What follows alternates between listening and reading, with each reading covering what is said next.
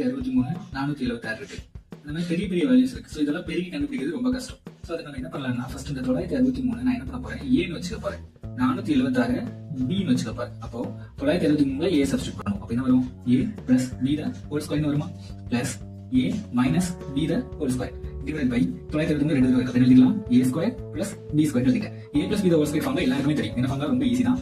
ஏ square plus B square plus 2ab தான் அதோட formula.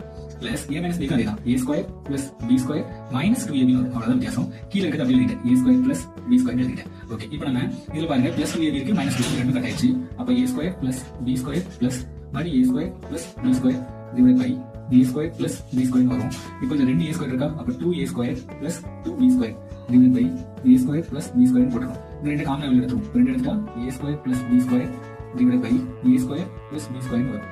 இது கட் பண்ணிக்கலாம். கடைசி ஆன்சர் 2 கரெக்ட் ஆன்சர்.